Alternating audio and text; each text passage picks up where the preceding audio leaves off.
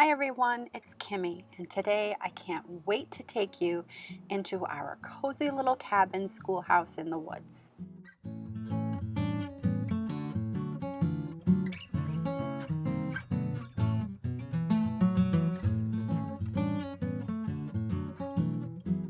The first thing you see on the way to the schoolhouse is our ducks and geese and chickens and guineas, and they usually are out running about the property and enjoying themselves, snacking on things here and there and going down to the pond. But today I had to leave them locked up, otherwise they would follow me and make too much noise. So that's why I'm doing a voiceover on this video, just to make it so that you can hear me.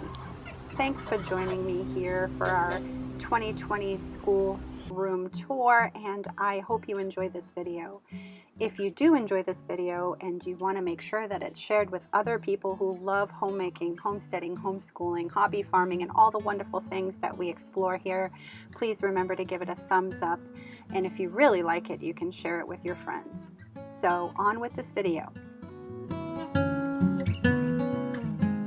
This cabin was built by my husband, and each one of my children chipped in some way, and I chipped in with the floor and then also doing the decorating when it was finished. But mostly 90% of the work here was done by my husband, and I have to say he did such a beautiful job. We truly enjoy this space, and it's used so much by us that I can't imagine not having it now.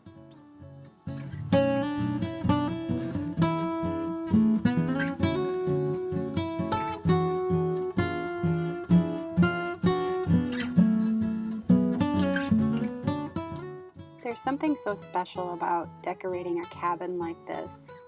Even though it serves as a schoolroom, it's also a great place for us to hang out in the evenings. The very first thing I notice when I walk through the front door in the morning is this overwhelming smell of the wood that was used to build this cabin. First thing in the morning when I come out here, looking through this window and just seeing the market garden and pond and all the green, it's just so beautiful. It's such a nice place to come and learn. And when you walk through the door on the left side, I have some shelves set up.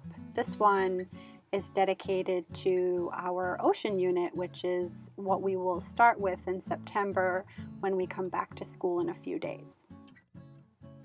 I love finding all the little nooks and crannies of the cabin to set up these little themed areas like turtles, tide pools, sharks. I love to just display things in a way that would be inviting for a child to just come over and pick up a game or some little shells or something to draw or something to hold in their hand and discover. I like to store some of those units and themes that I'm not working on right now in these little photo boxes. And I also store a lot of our painting supplies and arts and crafts in there, just so they stay organized and ready to go whenever we feel like we're going to use them. Right next to that bookshelf, you'll find this big bookshelf, and we display our Days of the Week gnomes and a little gnome hut thing that my son had built, and some books that we use for our daily curriculum. We also have our radio here, and we store all of our CDs, music, and stories on CD here. And that top shelf there just contains the daily curriculum that I will use. There's a whole bunch of like Oak Meadow and some classical things on the left with some stories pertaining to that. And then on the right side, you'll just see like the notebooks and planners and different curriculum that I pull out through the year. And I really love Jim Weiss, so you'll find a lot of stories on CD from Jim Weiss. On that second shelf down there, I have stored all of our poetry books. We do use a lot of poetry here. We like to have a poetry tea time on Tuesdays. In addition to that, I like to pull out seasonal poetry so that if we're doing winter, I will look up all different poems related to winter, and we will use those as well. And then there's just a mishmash of all different kinds of books and games at the bottom here.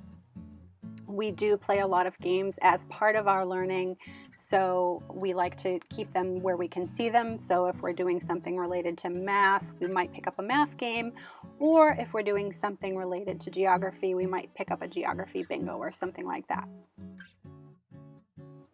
It's been fun piecing together this cabin and trying to make it as cozy as possible.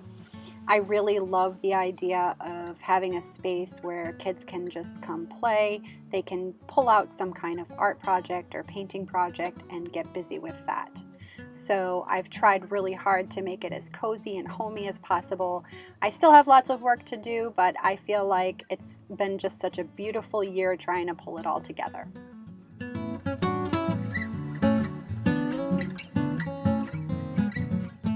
Every morning we start the day with a recitation of some poetry that we have already memorized, and we also light a candle and say some morning verses and evening verses.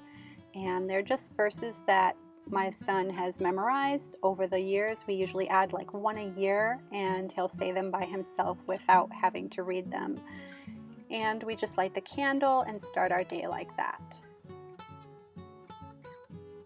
So this little nook of the cabin is holding some more of our ocean unit supplies, as well as an area dedicated to all of our math books and math supplies.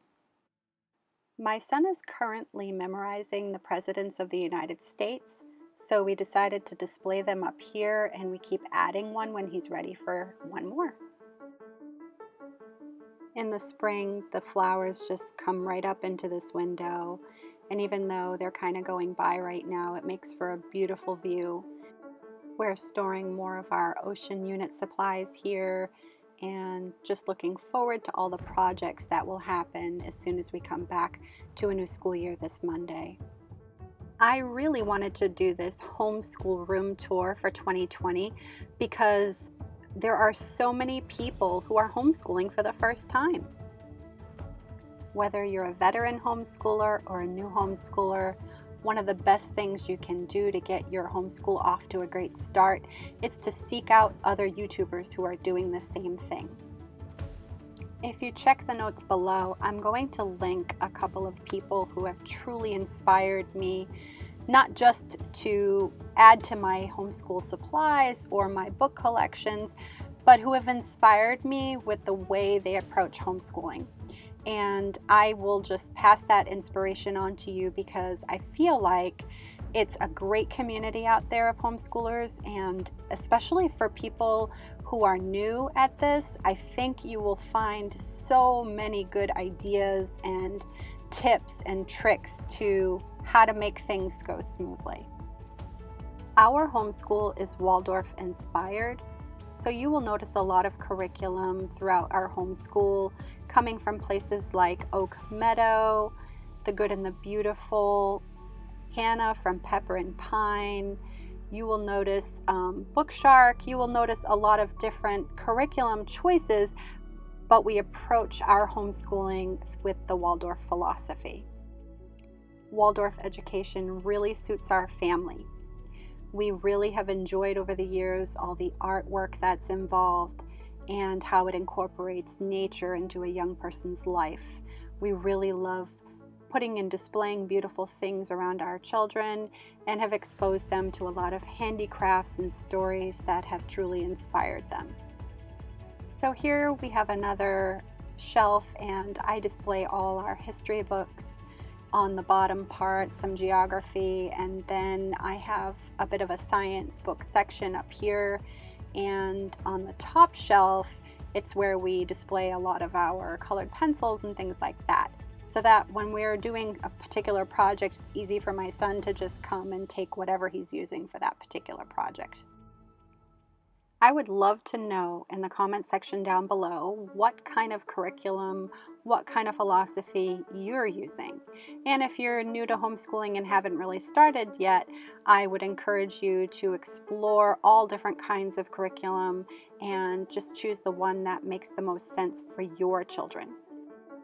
So here's a little snack station that my son set up, which really made me giggle because he probably drinks like 5 cups of tea a day and he just kind of got tired of going in and out of the house for a cup of tea. So he brought his kettle outside and he put some snacks in some baskets, and he brought cups and spoons and everything he needed to build that, and he put it all together for us. And I have to say, it's been nice and convenient.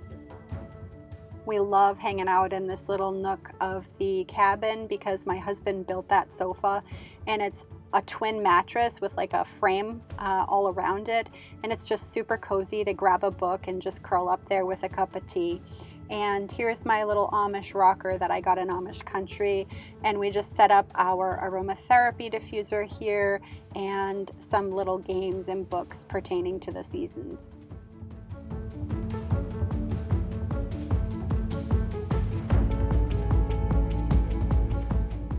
Here's where we keep our cozy blankets for curling up with our book and our nice cup of tea.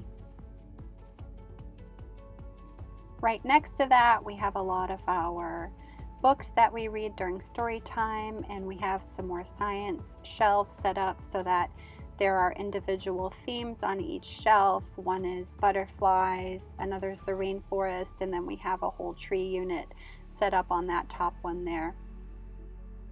Of course, I had to sneak in a couple of fall decorations, but I haven't really taken it serious. I haven't brought out my bins full of autumn decorations yet because I'm just waiting to finish with our ocean unit to free up some space to be able to do it nicely.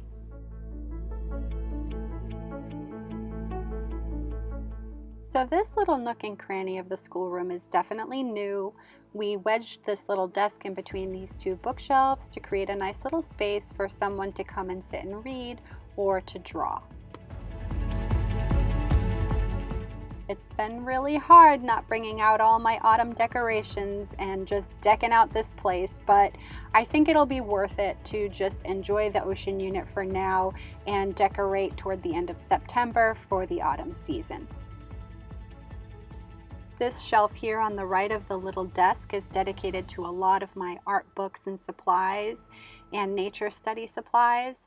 We also have a nice selection of rabbit ears that I bought used. Oh, if you can get your hands on those stories, they are delightful, and I'm certain your children will love them. If I had to pick my favorite bookshelf in our homeschool, I would have to say it's definitely this one.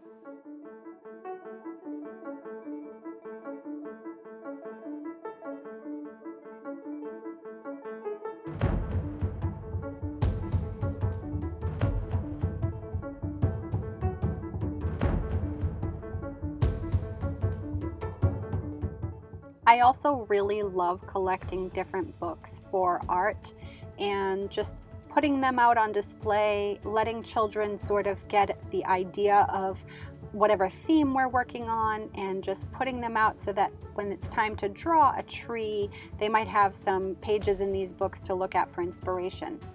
We also keep a lot of our boxes for our daily activities, so whether we're painting or using beeswax or clay, and we love Handiwork, so there's some of our yarn there too. But I have to say, this shelf is definitely one of my favorite ones. It has a lot of my favorite things on it. So one thing I really want to share with you before I end this video today is that I have homeschooled for well over a decade, and I've homeschooled all 4 of my children. Now, my daughter is currently 17, and I homeschooled her through 8th grade. She's currently now in high school and finishing up her senior year. However, I have homeschooled for so many years that I have accumulated a lot of curriculum and books and supplies over that span. And I just don't want you to be discouraged if you're new to homeschooling, thinking you have to go out and spend a ton of money and buy all this stuff, because that's not how I started. I started my homeschool with a couple of workbooks from Barnes & Noble, some colored pencils, crayons, and markers, and my kitchen table. And you know what? It grew from there. And those days were just as special as the days I have now, and I wouldn't trade them for anything in the world. That wraps up this tour for our homeschool this 2020 season. I hope 2020 treats you and your children very well, and I hope 2021 is even better.